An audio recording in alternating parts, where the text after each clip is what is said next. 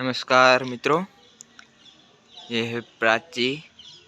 यहाँ पर मोक्ष पीपल आया हुआ है। ये मोक्ष पीपल है, आप देख सकते हो।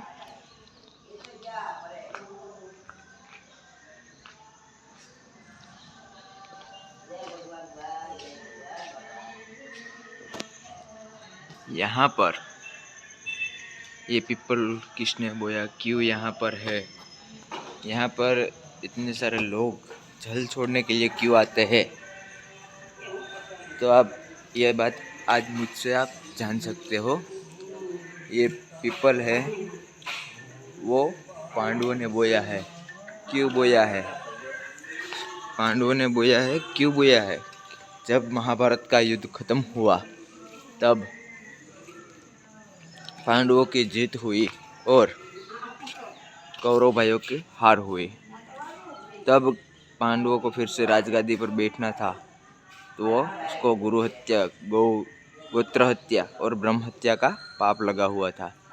इसीलिए पांडवों राजगादी पर नहीं बैठ सकते थे। इसलिए पांडवों कृष्ण भगवान के पास जाके याचना की कि हम इस पाप में से मुक्त कैसे हो। कृष्ण भगवान ने कहा कि आप 68 तीर्थ की यात्रा करो। जो तीर्थ में आपको पूर्ववाहिनी सरस्वती नदी मिलेगी, उस तीर्थ में आपका भाइयों का मोक्ष उद्धार होगा। पांडवों घूमते घूमते इस तीर्थ में आए हैं और ये नदी है, हाल में सूखी हुई है, बारिश की वजह से पानी नहीं आया है। पांडवों ने इस नदी में स्नान किया है। ये नदी है वो सरस्वती नदी है, जो सूर्य के सामने चलती है, और कोई भी नदी सूर्य के सामने नहीं चलती है। यहाँ पांडु आए, काला तिल और काला सांड जल में छोड़ा, थोड़ी देर में सफ़ेद हो गए, इसलिए पांडवों को प्रमाण मिल गया।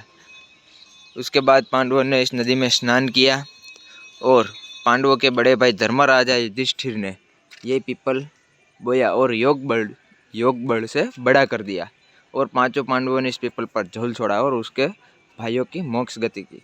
उसके बाद आपने महाभारत देखा होगा, सुना होगा या पढ़ा होगा, तो उसमें गांधारी जी कृष्ण भगवान को श्राप देती है कि आपने खड़े रहकर मेरा कुल का नाश किया, इसलिए आपका कुल का भी नाश होगा।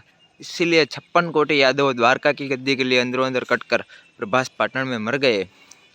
उसके बाद कृष्ण भगवान ने इस तीर्थ में आकर उसका नारायण बलि श्राद्ध किया और इस पीपल पर जल छोड़ा और उसके कुल की मोक्ष गति की। उसके बाद कृष्ण भगवान इस पीपल के नीचे बैठे थे। कृष्ण भगवान इस पीपल के नीचे बैठे थे, सामने से भील ने भाला छोड़ा, कोई जानवर, कोई प्राणी समझकर। और भील कौन था? रामा अवतार का वाली था। वाली को राम भगवान ने चोरी छुपे पीछे से मारा था। तब वाली को वरदान दिया था कृष्ण भगवान ने कि मेरे अगले जन्म में मैं तेरे हाथ से मरूंगा। इसीलिए वो वाली का दूसरा रूप था भील। भील शिकारी था। कृष्ण भगवान के हाथ, पाँव और मस्तक तीनों एक साथ छल्ली हो गए। उसके बाद कृष्ण भगवान के प्राण निकलने लगे। मरते समय कृष्ण भगवान ने इस पीपल को वरदान दिया कि कलयुग में कोई भी इंसान यहाँ पर आएगा और 1 कलश या 3 कलश जल छोड़ेगा, उसकी 1 थी 7 पीढ़ी के सभी पूर्वजों के मोक्ष करने की जवाबदारी मेरी। उसके बाद कृष्ण भगवान का दारुक नाम का सारथी था। वो कृष्ण भगवान को यहाँ से रथ में बिठाकर भालका ले जाने में, भालका बलराम जी का आश्रम था, वहाँ जो भाला लगा हुआ था उसको निकालने में, इसलिए भालका तीर्थ नाम पड़ गया। और उसके बाद कृष्ण भगवान ने कहा था मेरे देह को आप अग्नि संस्कार मत करना। पीछे से बलदेव जी चाचा ने सोचा कि हम हिंदू हैं, हम अग्नि संस्कार नहीं करेंगे तो ये प्रथा बंद हो जाएगी। और सोमनाथ गीता मंदिर में कृष्ण भगवान को अग्नि संस्कार देने का नक्की किया। जब अग्नि संस्कार शुरू हुआ तब कृष्ण भगवान ने दरियादेव की आराधना की और समस्त सोमनाथ प्रभास पाटन में दरियादेव, समुंदर देव ऐसे घूम गए और समुंदर देव कृष्ण भगवान की बॉडी तक पहुँचे। तब तक कृष्ण भगवान के दोनों हाथ और दोनों पाँव जल चुके थे। उसके बाद कृष्ण भगवान का देह समुंदर देव से घूमते घूमते उड़ीसा जगन्नाथपुरी में निकाला। वहाँ के राजा के सपने में आकर कृष्ण भगवान ने कहा मेरा देह यहाँ पड़ा, आप उसकी स्थापना कीजिए। वहाँ के राजा ने उसकी स्थापना की। और हाल में उड़ीसा जगन्नाथपुरी में जो मूर्ति है उसमें कृष्ण भगवान के दोनों हाथ नहीं और दोनों पाँव नहीं है। यह यहाँ का इतिहास है। और श्रीमद् भगवत गीता में लिखा हुआ है कि 100 बार काशी और 1 बार प्राची। आप 100 बार काशी जाते हो और 1 बार प्राची आते हैं, उतना आपको पुण्य मिलता है। 100 बार काशी जाओ और 1 बार प्राची आओ, उसका उतना पुण्य मिलता है। ये प्राची तीर्थ है। यहाँ पर सभी प्रकार के पितृ कार्य होते हैं। प्रेत बलि, भूत बलि, नारायण बलि, पंच बलि, तर्पण, पिंडदान। और यहाँ पर पीपल पर जल छोड़ना पड़ता है।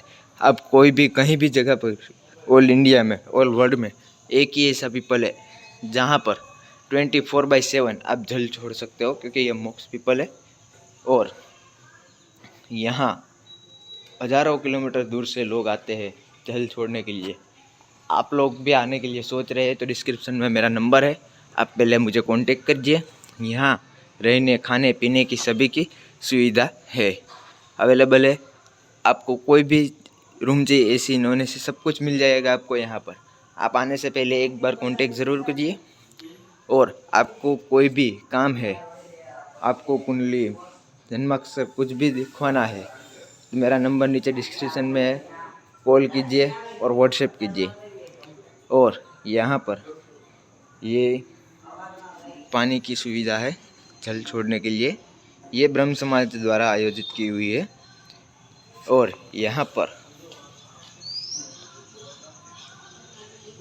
पर ये साधु समाज द्वारा ये हुआ है। अभी सुबह इतनी सुबह में वो लोग आए नहीं है, इसलिए यहाँ पर साधु समाज है। तो यहाँ भी इस लोगों ने भी जल की सुविधा की है। और आप प्राची आने से पहले कोई भी कार्य करवाना है, कुछ भी प्रॉब्लम है आपको, तो कॉल कीजिए और व्हाट्सएप कीजिए। मेरा नंबर डिस्क्रिप्शन में है। जय माता राय, जय महाकाल, जय महादेव।